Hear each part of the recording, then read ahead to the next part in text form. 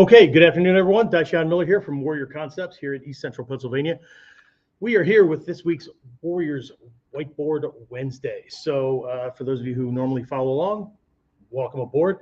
For those of you who are watching maybe, I don't know, later on as a recording, whatever day it is, happy that day too, okay? Anyway, jumping right into things. Today we're gonna be taking a look at this ninja Goshinjutsu, right? We all know what ninja are, right? Nah. Anyway, so ninja ja or sha is a person. Nin is perseverance, endurance, right? One who can endure, persevere, challenges, keep going no matter what, unless it kills them, right? One who doesn't quit, right? And then Goshinjutsu, right? I just had a conversation with one of my newest students the other day. He came from a school of Goshinjutsu. I said, great. What art was that based on? What system or style was that based on? Because there's a bunch of people running around saying that they have a black belt in Goshinjutsu. When it comes to Japanese martial arts, all martial arts have a form of Goshinjutsu. Goshinjutsu, jutsu, conventionally translated as art or arts, right? But what this is skills, techniques, ways, methods, those kind of things, right? Goshin is not 5 hearts, whatever. Goshin here, different kanji, right? It means self-protection. Okay, so if you look in a couple of Hatsumi Sensei's books, I know it's definitely in his book on Hanbo Jutsu, Tessenjutsu, Jutei-jutsu, which is the half staff, the iron war fan, and the sword catcher truncheon that most people think of that way. There is a section on Goshinjutsu. In that one, he's actually doing Hanbo techniques and those kind of things on a golf course with a golf club in regular clothes. Okay, so Ninja Goshinjutsu, we're approaching this from or ninjutsu, but in all honesty, you don't have to be, doing ninjutsu. You don't have to be in the martial arts, right? You could be in a self-defense program. You could be teaching a self-defense program. You can be in any system. This, like a lot of my frameworks, can be laid over anything that you are currently doing, because the goal is to get us ready for the streets, not for the next belt or the next certificate or the next, I don't know, ego boost, hard nipple inducing, whatever, okay? Anyway, and then I threw another word on here, shoshinsha. This is the Japanese word for beginner, okay? So we're looking at this from the perspective of beginners. Now, before you go jumping off here because you're not a beginner, or you might not be teaching beginners or whatever, that's fine. I would challenge you or invite you to stay through just to make sure that you have things, okay? Now, I am going to be pushing buttons, I promise, because that's what I do. Not intentionally, but we all have our beliefs, right? We all do what we do, and we all hold on to these things with a death grip, even in the face of new information that is better or more correct or closer to truth than the last thing. And when I use the word truth, please note that I'm not using the word opinion. If I mean opinion, I'm going to say opinion. Okay? If I mean belief, I'll say belief. If I mean fact, I'll introduce data. Right? Like right now, the fact is that it is 3:10 p.m. or 15:10 for those of you using 24-hour time clock or military time, Eastern Standard Time, as I'm recording this. Okay, that's a fact based on the measurement system that we've all agreed on. Now, if you're not in the Eastern time zone, then you're going to have to convert to whatever time zone you're in around the world, which is perfectly fine. It's still part of that same structure we've all agreed upon. Okay, so I don't throw beliefs and opinions out without telling you that. Okay, so here's where I'm going to start.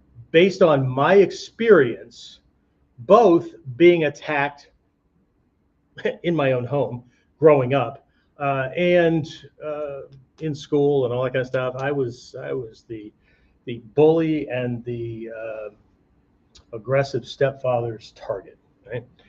Which is why I became a specialist at this stuff. Okay, so this is based on my experience and some other lessons. So if you caught this past week's KUDEN podcast, this is this is the next step in that. So this is strategies and tactics that I introduced during the podcast, and then Friday's masterclass will be techniques. We're going to dive into one of these areas. Okay. So anyway, let's start with the way I normally do. We're gonna take a look at. Let's start with a problem. Okay. And most people don't know it's a problem until it smacks them in the face. And it usually doesn't smack them in the face until they get out of the dojo and they get jumped by somebody who's not playing the same game by the same rules. Whatever. Okay.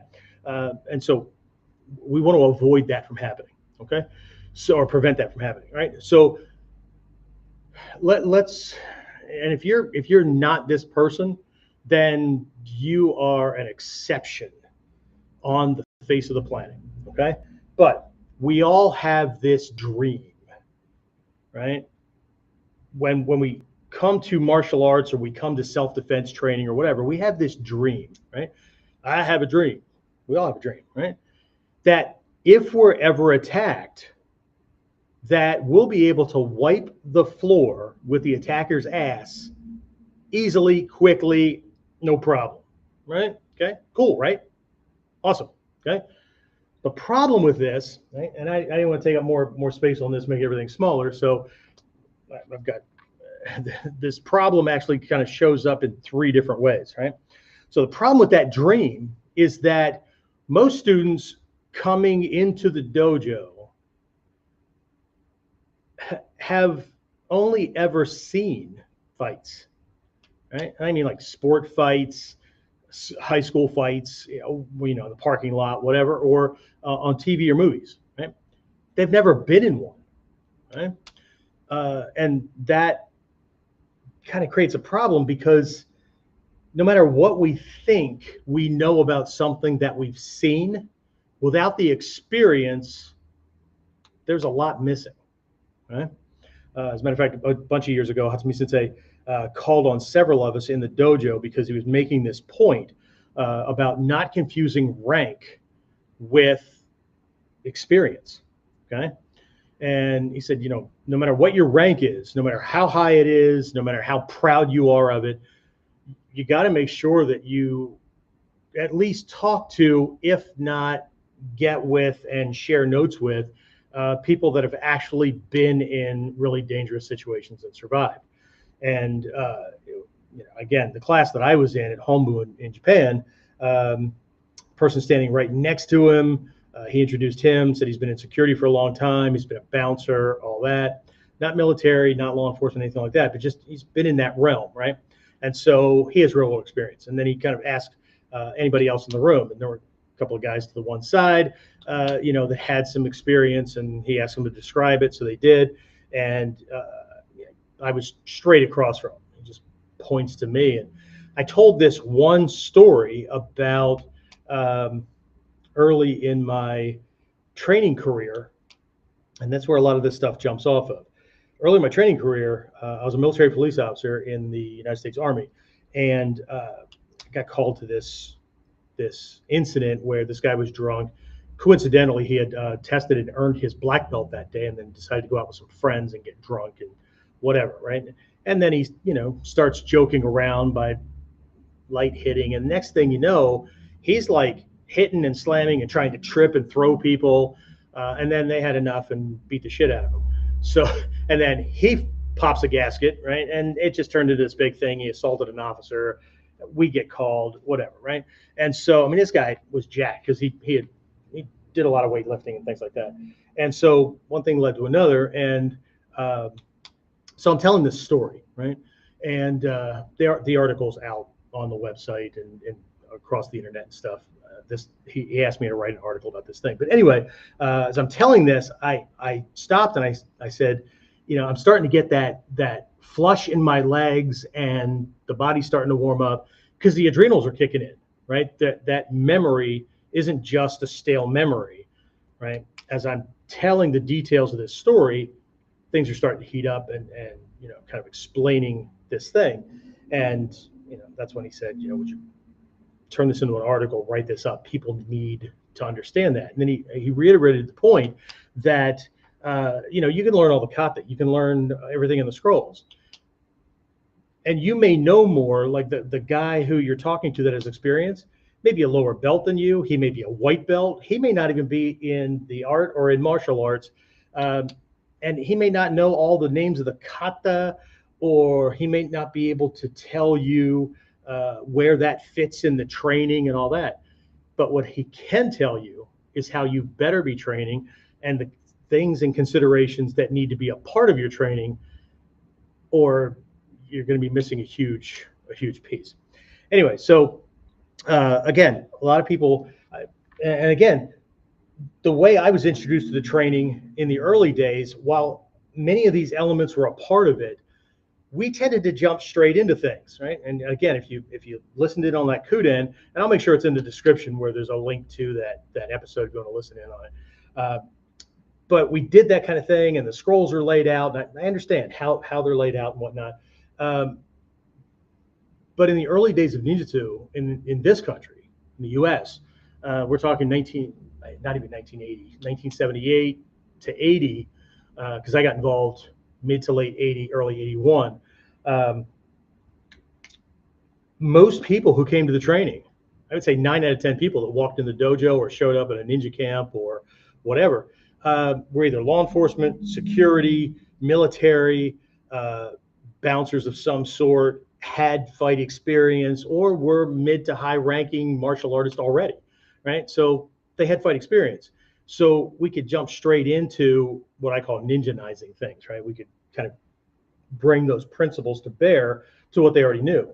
But in today's world, right, the guy I was just talking about that we were talking about this Goshinjutsu thing, he's the first person in probably the last dozen or so that I've signed up that had any experience with martial arts or anything. Now, he's also a retired corrections officer. He's a former United States Marine, that kind of stuff, right? So he has combat experience, but 9 out of 10 people that walk in that door easily today, in today's world, have no fight experience. They're just concerned about shit they see in the world and figure they need to do something, or they've been thinking about doing martial arts for, the average is a year, but it can go way longer than that, right? Before they've actually decided to take action.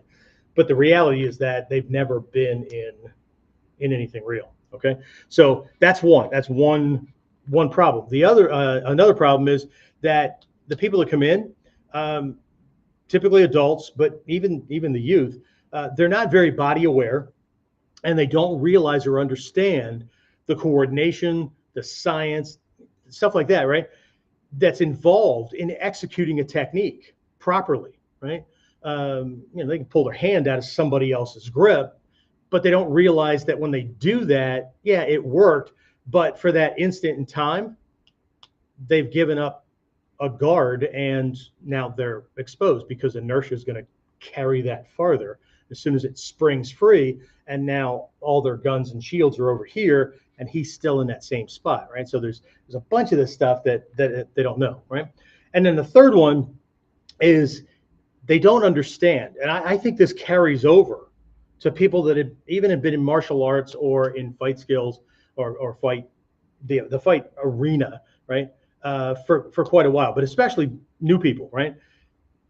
They don't understand that if they don't survive the assailant's attacks, they don't survive the onslaught, the shit that's being thrown at them first, they won't get the chance to do those cool moves that they're learning. They won't be able to execute on the dream because they're going to be having a different dream, a little nappy nap. Hopefully that's all it is. Okay. So again, right, there's a bunch of things missing. Okay. Second problem, and I talked about this. This was my priority during KUDEN. The second problem is that a lot of students don't have the historical context as to why the scrolls are laid out the way they are. And especially in the Bujinkan, Jininkan, Genbukan, I can't speak to the Genbukan and Jininkan completely because I think that both of those grandmasters built something ahead of the scrolls that we have, but it's not formal, right? And so What they don't realize is that what most people think of as the beginner stuff in the scrolls and the lineages is not. Okay? As a matter of fact, the scrolls are inverted based on the way people should be looking at them. Okay? So, like the Jo of Joryaku no Maki, the Sho of Shoden, they don't mean beginner. Okay? They don't mean beginner at all. Right? They mean high, like high level, like Jodan no Kamae with a long staff or something like that. Right? It's high level. Okay? So all the most important principles are right there. Okay? This is all the stuff you need to learn first. Okay? Can somebody call it a beginner scroll? Shit, you can call it whatever you want, right? Call a dog's leg a tail, or dog's tail a leg, but it doesn't make it so. Okay? Whatever. Anyway, I'm not going to get into a bunch of other crap that goes on where people try to redefine shit and then they can't understand why their life's in the toilet, right? So anyway, so one of the things that people are missing historically with these 9 schools is that there are no beginner scrolls. Okay? I know people are going to argue with this because of what they were told by. It's not just not. It wouldn't be true. Okay? It wouldn't be correct. This is not opinion. And often they'll point at something like in the Koto Ryu we have the Kudai-dori scroll, and that's where the kamae are listed. Okay, well that's a beginner thing. Then why don't they just call it kamae no maki, the kamae scroll? Why is it called Kudai-dori? And what the hell does playing in space or catching the proper moment or catching the proper distance, time, whatever, have to do with what most people define as a stance? Kamae stances are not the same. I just did an episode of this, 2 weeks ago, I think it was 2 weeks ago. Anyway, kamae and dachi, 2 completely different things, right? One has an element of the other one in it, but it's not limited to that. Okay, so see, there's a lot more that's going on, and what most people don't understand is that the scrolls are shorthand. They're reminders about lessons you already have to be passed on. Okay, a lot of people would like to get their hands on the scrolls because they think that all the secrets will be unfolded for them, except it's a lot of it's coded, it's in shorthand, that kind of stuff. So you had to have been introduced and initiated into a lot of this stuff, before you can even think that you're going to read that like a book. And then most people don't want the scrolls, right? They only want half the set. They want the densho, right? This cataloging of step-by-step techniques, which again, there's more that's not said in each of those skeletonized descriptions than there is written, right? Again, it's just a reminder, right? You need the makimono to understand that lineage's philosophy, principles, concepts, right? I'll mention one of these here as we're moving along, but there's a lot that's missing, okay? So I don't have that there.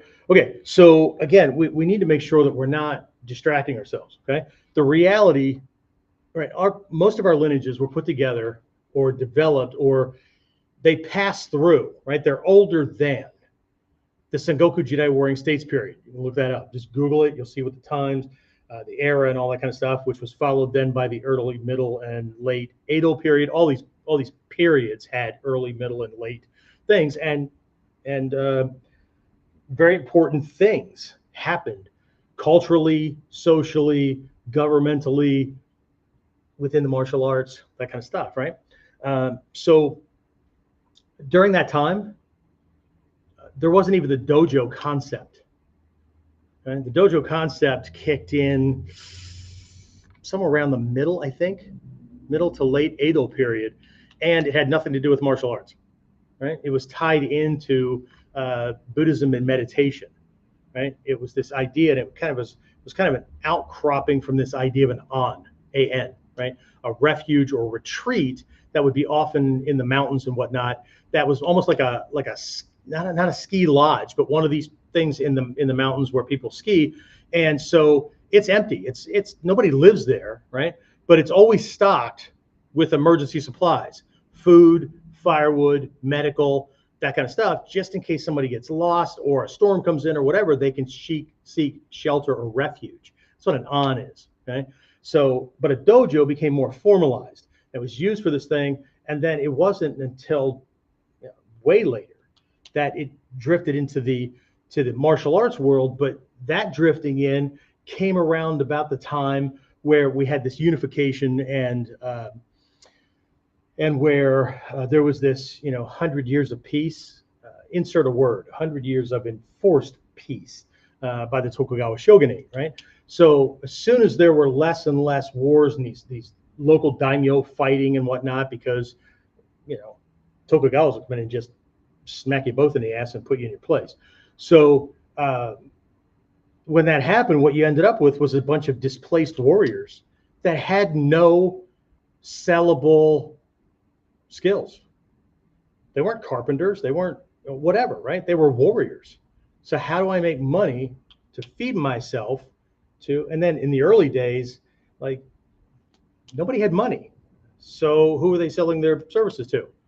The wealthy, right? So people that like to believe that this stuff should be freely given away because that's the way it's always been done or whatever. Again, just, people that have ideas and beliefs, probably based on their own condition and what they want.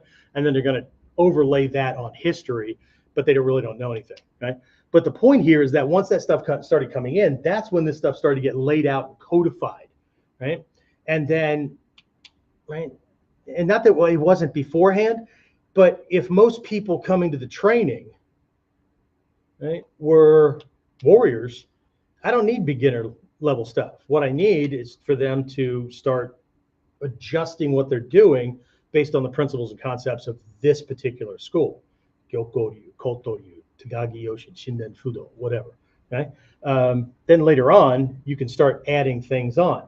But when I mention these things, I already know that people are going to start looking at this like, well, see, that's Sanshin, and that's Kyonapo, and that's no, no, and no.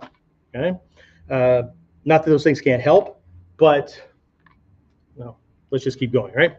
So before we really dive into this, I know I'm already ass deep into it, but don't forget to like, share, subscribe, that kind of thing. If you're on the YouTube side of things, don't forget to hit that notification bell so you know each week when we're coming. And again, yes, you help out the channel because we rank better and whatnot, but I want you to see it from the perspective that you're helping other people who could use this this kind of knowledge, okay? Because the greater majority of people that are in this realm are body oriented, and they're just binge watching technique videos, right? We're looking at strategy and tactics, and those things point to outcomes and things I can do that make the techniques what they are and make it easier to execute them and to determine when they're appropriate, when they're not appropriate, that kind of thing. Right? Mastery level stuff. Okay. All right. So now that I got that out of the way, right? Also, if you're not already on our email list where you get an early notification email about this stuff, as a matter of fact, you get a couple of them so you don't miss anything. If you're not already on it, you can go over to the website right down there at the onlineninjaacademy.com, but where the / is, you would put, the hell would you put? I don't manage it. You would put Warriors without the comma, right? Warriors hyphen Whiteboard hyphen Wednesday, one more hyphen, that's the dash, not the underscore, and then the letters V2, okay? Just, and then you can sign up for things. A bunch of our old things are there, but you can also find us on Pandora and Spotify and all kinds of stuff, right? So anyway, all right, okay, so what I want to take a look at today are three, again, what I believe to be the absolute must-have skill sets that a new student, a beginner, shoshinsha, right? A beginner must be focused on mastering first before they worry about wiping the ass with somebody, wiping the floor with somebody, or whipping a mushadori, onikudaki, throw, whatever on them. They have to stay upright and survive the punches and the shoves and the kicks and the grabs and all that kind of stuff, right? Okay. So I know we have kata for that stuff, but the kata, I'll talk about that in a minute, right? So again, this is coming from somebody who had to stay alive in my own house growing up, okay? And not making it home, right? After school and shit like that. so I'm before I left home, I was intimately familiar, had lots of experience with the receiving end of violence. Okay, which any of you know my backstory, you know that that's what put me into law enforcement. That's what put me into this realm and continually vetting martial systems and self-defense systems based on one, I was never going to live in that kind of terror ever again. And two, I was going to protect as many people as possible from monsters like that. Okay. Unfortunately, law enforcement didn't do it for me. And all of you guys that do it, I highly respect you. I just didn't feel fulfilled because I was always doing reports on the victims. Okay. In this realm, I teach people the things they need to know to hopefully keep them off the victim spot on the police report, keep them out of the ER, keep them out of the morgue, keep their family from having to wear black extra unless they choose to, right? Okay. All right. So again, I want to look at this thing, but again, remember, it's also coming from someone who had to figure things out. I had to figure things out on my own, okay? Because of the way that things were often taught. I went through a catalog of martial arts, right? I lost count. But it's not just the way they were taught, it's also the way they're laid out in the scrolls, the official, traditional, curriculum, those kind of things, right? And again, we talked about why a lot of these things are laid out. I'm not going into the depth that I did during KUDEN. So if you want more of that, you're going to have to go into that. I don't have all the extra time, right? So, but the problem with the way a lot of things are taught, regardless of whether the teacher has any experience or not with dealing with violence, is that it often puts the student in a position where it's going to take them months or perhaps even years to be able to do this thing that if we can just prioritize this and get it out of the way, now we can worry about the second half of things, okay? So again, we're not talking, in this episode, I'm not talking about kicking ass or fighting or anything like that. What I'm talking about is pure survival, surviving the onslaught, okay? So to really get this, we need to understand that there's really two perspectives or two parts to kata or technique training, right? So the first part is protecting yourself, right, from his attacks, okay? And the second part is taking the fight to him, okay? Taking the fight to him. Everybody dreams about this. But if we don't get this right, okay, and these are not the same. These are not the same, okay? So until we can see that we don't earn, well, I'll talk about that in a minute, right? So again, for the purpose of this training, we're focusing on number one, right? This protecting yourself.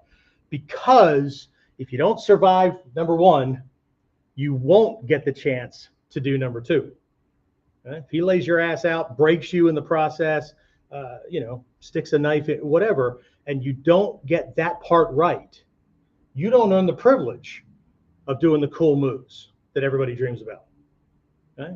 This is just what people say these days. I'm just being real. Okay? I don't need to be real. Okay?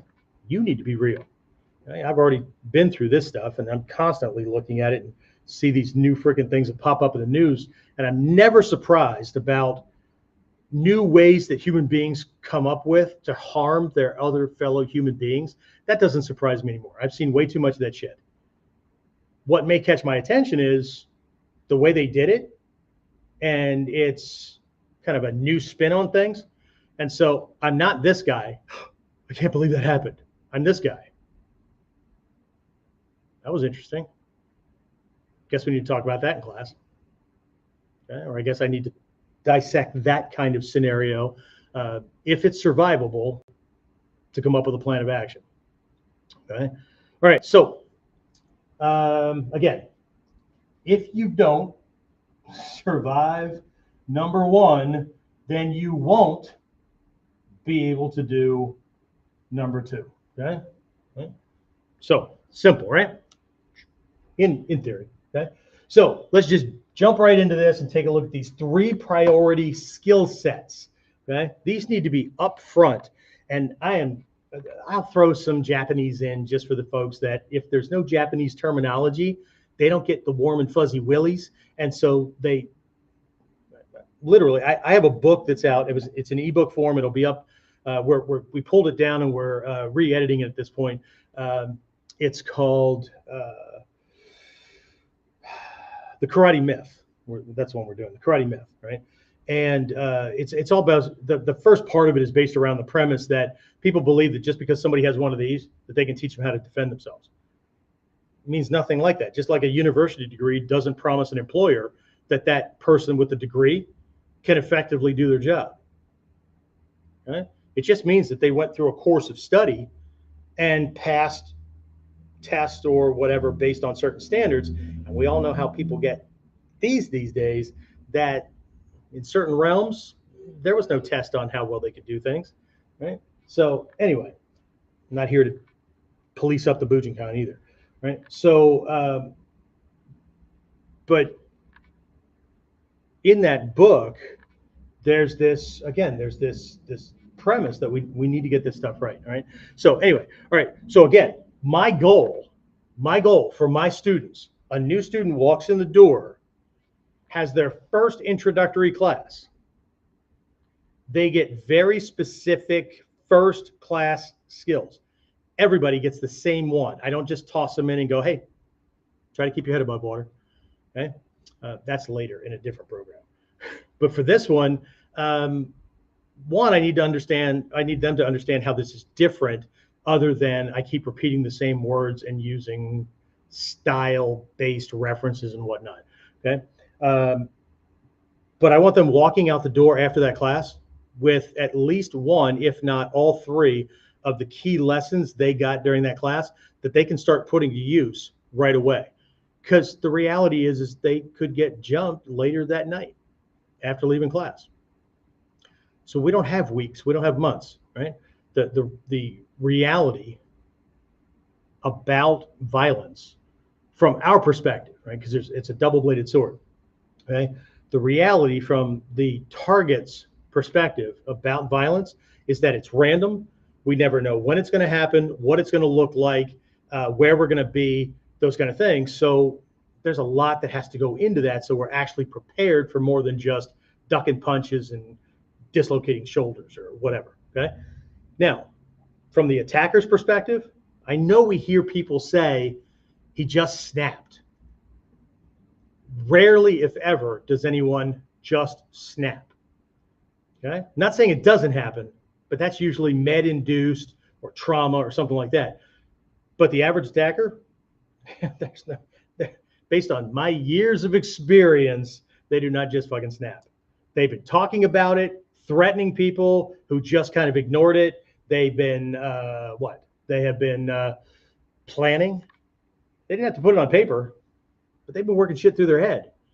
So the day they decide to act, man, most of that shit worked out in their head. So on our side, violence seems to be random. On the attacker side, it's not random at all. What may be random is the day he chose, not what he's carrying out. Okay? So this is the scary part about dealing with violence. All right, so let's take a look at these. All right, so again, this is going to sound a little bit different from class and what. Now I know what I was going to say this. I apologize. I have to jump back to the Karate Myth. I kind of let that trail off. We're redoing this thing, and when I first put the book out, I had people emailing me saying, "This is really awesome. Do you ever think about writing this for Bujinkan or ninjutsu students?" I said, it is for Bujinkan and ninjutsu students. What I did was strip out all the Japanese, so it's for general self-defense across the board. It's not branded. Okay? This is not just, this is the truth for Bujinkan people. This is it. Yeah, I know, but it'd be, it would be better if it had.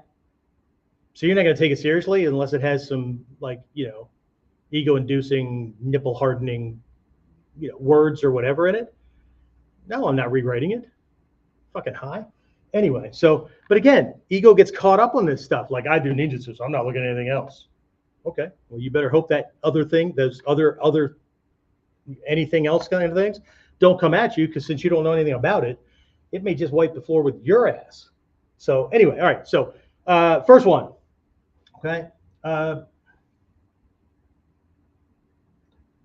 be hard to hit. I know that doesn't sound very cool at all, okay, but I'll throw out the Japanese word for folks that need it, right? This is tai-shihan, right? Tai-shihan, okay? Body changing art, adapting, being able to use the body. There's all kinds of skills in there, walking and rolling and whatever, okay? But be hard to hit. So what we're looking at here at its very base is evasion, okay? We had a saying, and it's still in my dojo, but we had a saying in one of my teacher's dojo way back in the day, okay? And you should commit this to memory as a chant. I think all beginners need this, because when they start getting all wily and crazy and want to look at black belt techniques and they get distracted by bells and whistles and whatnot, if this doesn't pull them back, then they're not training for self-defense, right? And that chant is, if you can't hit me, you can't hurt me. And if you can't hurt me, you can't beat me, okay? So the priority is on the self-defense side, be really hard to hit or grab or kick, that kind of thing, right? Evasion skills are number one, okay? Don't be where the punch, the shove, the grab, or the kick is happening, okay? We're already wired for that as human beings. We just want to be able to do it more scientifically, right? So this, let's see, what do I have in here for the, yeah, okay. So number two, one of the skill sets that we can think about is kamae, right? But kamae are positions of safety in the beginning for a new student, right? Because it'll take them a while to understand the depth of kamae, right? The three bodies, all that kind of stuff that go into kamae, right? The tai, the body part of the kamae, the kokoro, or the shin, the mind, mindset, that's a part of that, and the heart, the intent, right? What's driving it, right? What's behind it.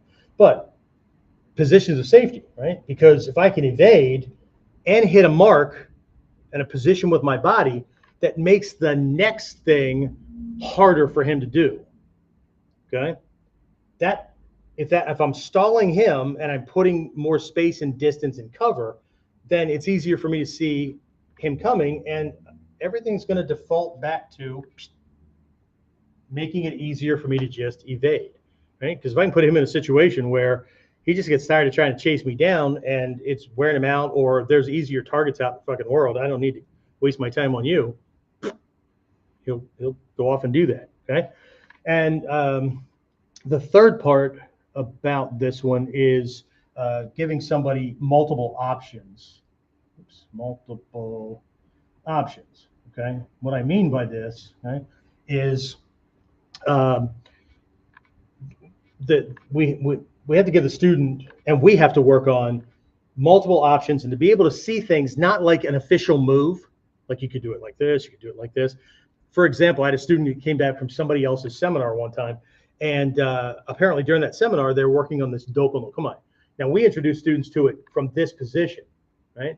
But it could be out here, it could be up here, it could be way up here.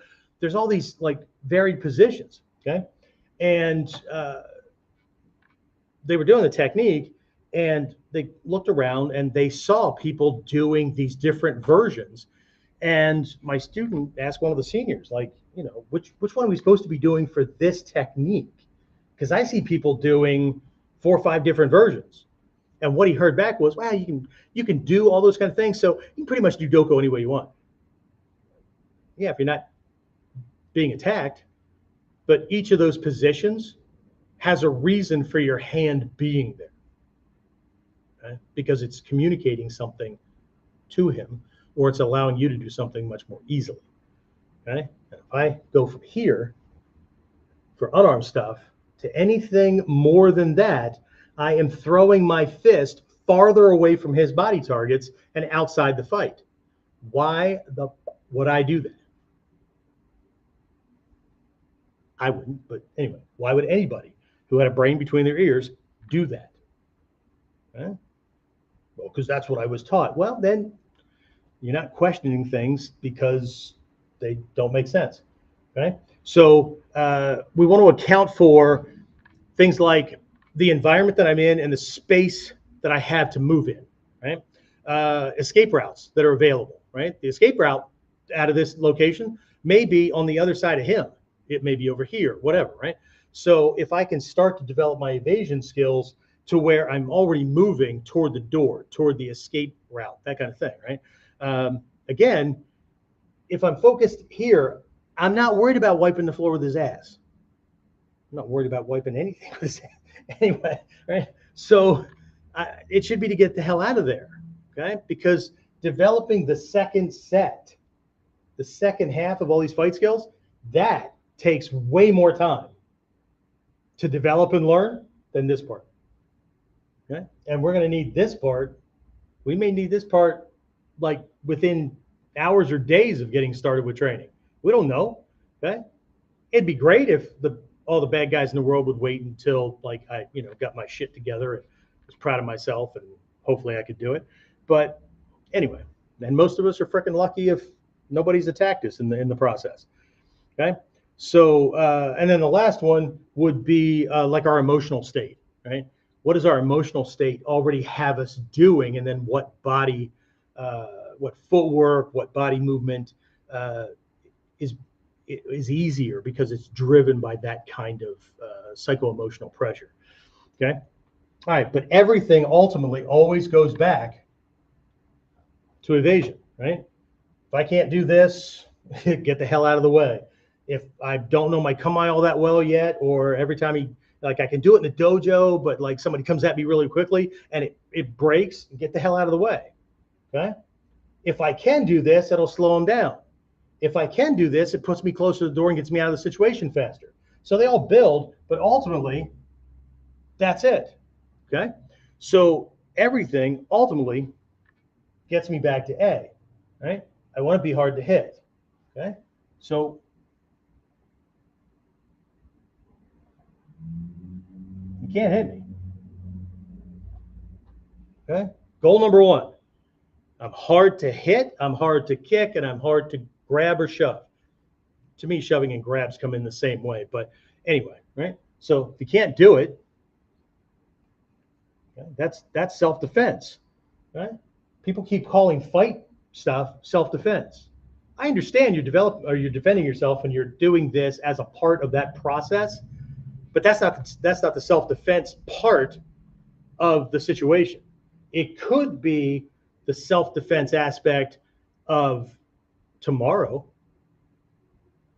because if I don't finish this and in a way where he can't identify me and get out before I get identified, not in the paper, not in the police reports, no name with addresses, all that kind of stuff, then he doesn't get to go to his thug friends, get a bunch of them together, or his, Bubba family or whatever, and then come hunting me down. If he can't find me or get me, or he's still worried about beating me, then he goes after my friends and family. A lot of people get involved in this kind of stuff and they talk self-defense. They don't think big enough. Kind of like a teenager who thinks they know everything, but they're missing 90% of it. All right, next one, right?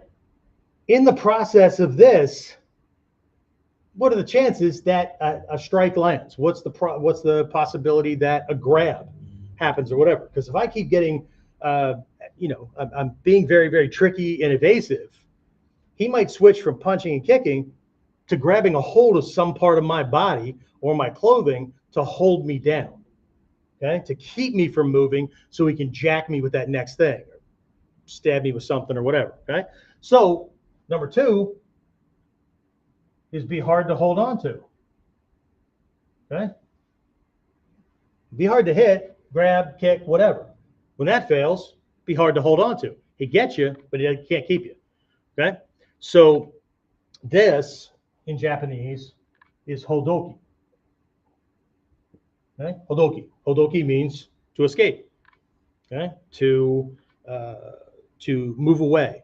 A lot of folks, they don't go deep enough into these names. For those of you who've been around for a while and you know Ken Nagashi, right? Ken Nagashi. Right? Nagashi is a conjugated word that people tend to translate as flow and all that, and it's not correct, but it comes from the root verb nasu, N-A-S-U, nasu. Okay, nasu actually means something closer to wash away, to sweep away, to flush. Okay, so what if instead of doing hard blocks, or there is this uke uchi, receiving strike. I call them counter strikes, where you're striking this thing, right? But what if that soft receiving thing, like Tagagi Yoshin, Shinden-Fudo, that kind of thing, means to flush away or wash away that energy, intent, and threat to where you just completely nullify it. Okay? Because when I talk about this and another one I'm going to talk about down there, okay, the key principle behind these is to neutralize the effect, right? To neutralize the effect or the force of his attack.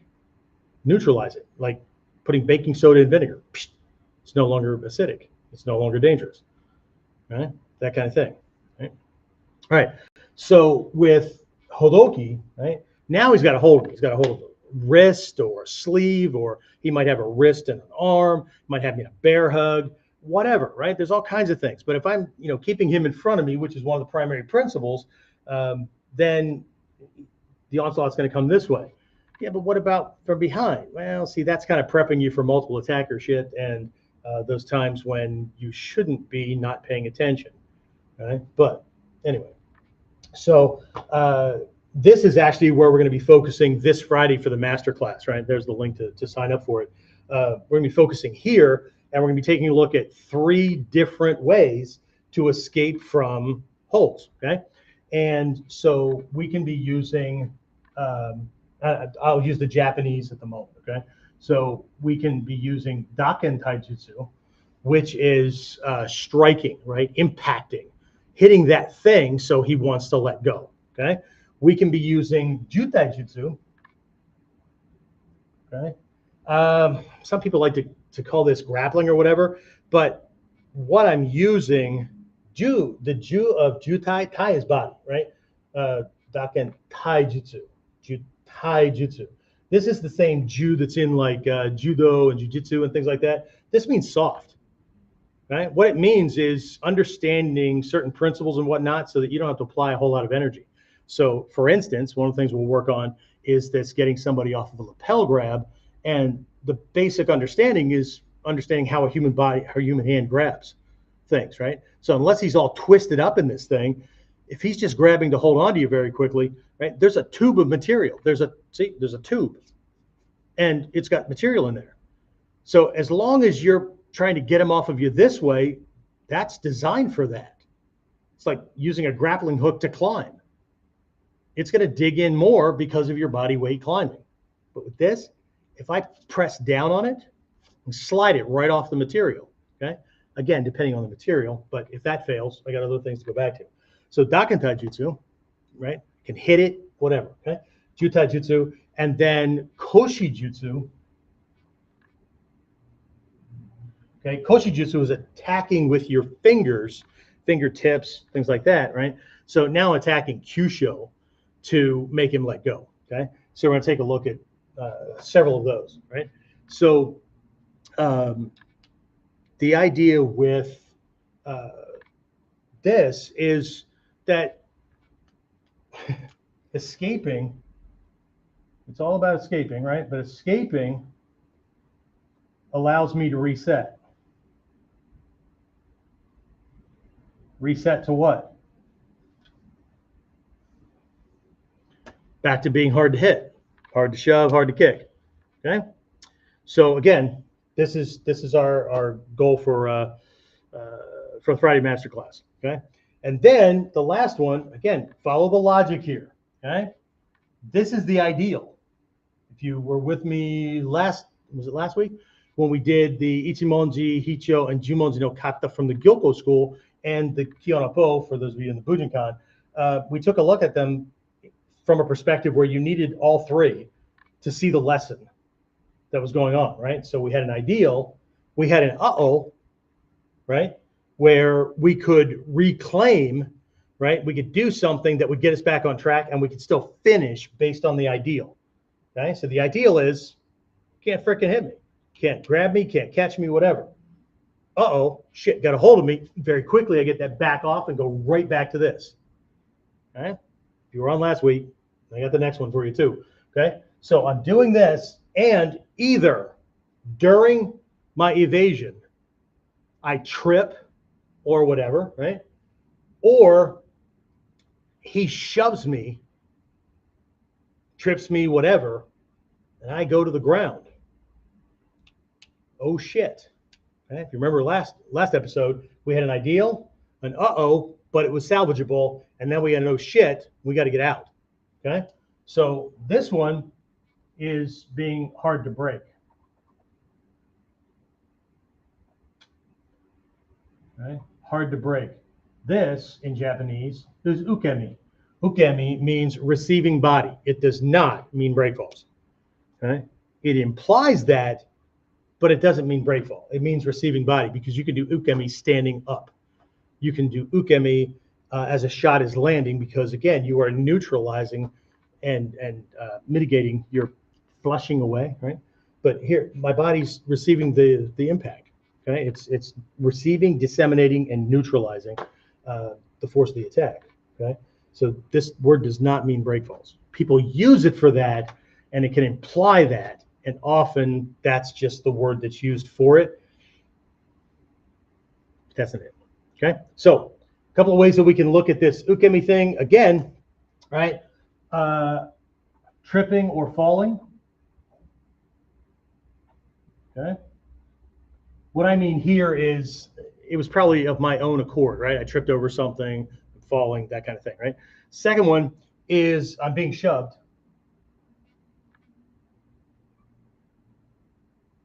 So from the front, from the back, or whatever, okay? And the third one is voluntarily going to the ground. Okay? Why the hell would I do that? Because he doesn't expect it. Most people think on 2 dimensions, right? They don't think. Okay? Most people operate this way. That's how the ninja stealth stuff works. Okay? We tend to hide above the eye line or below the eye line because most people, when they're searching for things, don't look up or down. Okay? So it's the same thing. So if we can shift into one of those pockets, for a moment, we can disappear, creates confusion, and we can attack targets that the human body is not really designed to protect very well. Okay, and then again, this is the first stage is if I'm getting knocked down or whatever, right? Then I need to neutralize that force so that I don't break landing. Okay, and then we have some ground kamae. I don't know how many people teach these, but they're in the scrolls. Gyokuryu has some. There's a longer name. We just truncated to Kohen, tiger change position, because I don't think most people would want to know the rest of the name, because it has to do with a pregnant tiger a tigress protecting her unborn cub. We'll just stick with Kohen, tiger change, right? And then there's one called Asuka, leg defense position or whatever. So once somebody goes to the ground, they can steer themselves into a position where they can either go back to evading using some simple rollover tactics, or steering themselves around with that Asuka, getting those heels and legs to bear so they can attack the legs, the groin, the feet, that kind of thing, right? But obviously we want to transition to being able to recover, right, to our feet, which does what? Puts us right back here, okay? All roads lead to Rome. I don't know about that. However, I do know that if we get this shit right, and this is the ideal, everything should be able to reset us back to here. Just like Ichimonji no Kata is the ideal. Just like Hicho no Kata is the uh-oh, right? He did something, yeah, I blocked, but I dropped my guard and I got to do something to keep that next shot from coming. So I can stall him and recover the fight based on the ideal, right? Jumonjo kata, I'm caught in a position that is not the ideal. Here, I very quickly go to the ideal and I go in to keep the fight going and something doesn't work and then shit, I need to bail. Okay. I know it's not always the way it's taught, but now we have three likelihoods. Ideal, uh-oh, oh shit. It's the same. Okay. But if I give students this up front, they at least have a, no pun intended, fighting chance right after the first class. And the first thing I give them is just hira, getting out of the way, right? Then we transition into different ways that somebody can grab. And the first thing I want to see students be able to do is break that grip.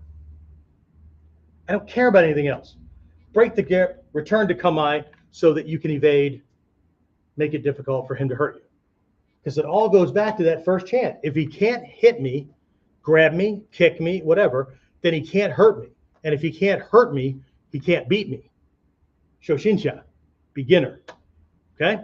So, again, the main point of all of this is that if we don't get this right, you don't get the chance to do the cool moves. Okay? And that, my friends, ends the lesson. Okay? So, hopefully you'll make it for the Friday class. Most don't, right? Most either assume that I gave them enough, or this was an interesting distraction for an hour or so out of their day, or they assume that they already have everything. So that's fine. But if you do sign up for it and come in, we'll be doing it through Zoom. Now, I know some of you live on other parts of the planet and the times don't match up. I get it. So you still get the recording, right? So whether you show up live or you watch the recording later, that's fine. I do have a good chunk of folks that do it that way. But then I know who they are because they send in questions via email and I know what's going on. Okay. So anyway, this is what I have for you today. Hopefully it was valuable. If not, I don't know why the hell you stayed long enough unless you were just getting more fodder for those wonderful flaming comments that people like to post. But it is what it is, right? Again, this is based on my experience. And to circle back, I just in case you don't want to go watch the KUDEN and all that, the reason this is here and it's not in the scrolls, see, there are the interesting lessons in the makimono, right? For those who go and look and can separate themselves from the cool technique outlines in the Densho. And one of those, which was the focal point of half of KUDEN, is a lesson from the Shinden-Fudo school, one of our 9 schools. And that lesson is the English translation, the straight on English translation is, though it cannot be seen with the eyes. But with the implication tacked on, the English translation is, though it cannot be seen with the eyes, there is a path to follow. And so if we understand the principles and concepts, and we understand that if a student comes in and they've got lots of past experience, like my guy just signed up, right? He went straight into our Shinobi Kai program, our highest level program, which the minimum goal is Nidan, and he's just a white belt. So, but he'll figure it out, right? But if somebody comes in here and they've got no experience whatsoever, no, they'll have to be vetted later on for that kind of stuff because they need a different base, right? Now, he may be doing his stances a certain way. He may be punching a certain way or whatever. Never tell anybody to forget anything they've ever learned. Okay? We might ninjanize it a bit so that we recognize openings, we can close those things off, that kind of stuff, right? So, but this is based on recognizing that the scrolls are laid out a certain way for a certain type of person coming to it. If the person that's coming to it does not have the prerequisites to just jump in and understand that stuff, and that goes for Kyonopo, Sanshin, that kind of stuff. They're models that somebody can use, but in the early stages of training, when I first give it to a student, right, this is for balance and body control, Sanshin. Kyonopo, This is about energy conservation. But think about all the skill sets that are in there, right? Onikudaki and Mushadori and all that, right? Can this person even duck a punch or a shove or a kick, right? Can they evade it and take up kamae at full speed, or at least 80% full speed, without their kamae or their movement or their balance or whatever breaking? If not, then I don't give a shit how warm and fuzzy they feel about how many kata they know and how well they perform in the dojo, soft training wise. Okay? This stuff. How quickly can I get somebody off of me and it doesn't turn into a fight? Because if I'm struggling with it, I'm giving him an opening. Right? How? Now, historically, Takamatsu Sensei did this differently. He started here, and then there were these other things. Then he, what? But his grandfather just threw him around the dojo, so he could just get really, really, really good at ukemi for a year. Now, be honest. How many of us would have stuck with our training if every day we came to the dojo, every day after school, for a couple of hours, where somebody was just going to throw us around until we learned how to not break? For a year. How many of us would actually have stuck with the training? I have to admit it, right? Ego needs to be entertained. Okay? So it's one of the things that teachers have to learn in my instructor training program. Sometimes you have to give a student what they want to keep them around long enough to give them what they need. I know, it's manipulative. But if I don't help them get around their own freaking shit that's going on in their head, they'll go find somebody who'll sell them what they think they need. That you're going to learn one technique, and in 30 minutes, you'll be able to defend against anybody throwing anything. That shit that makes a ton of money. Yeah. Okay. Anyway, that's what I have. I'm going to stop talking. Hopefully, I'll see you on Friday. And if not, I'll see you next week on the next episode of Warriors Whiteboard.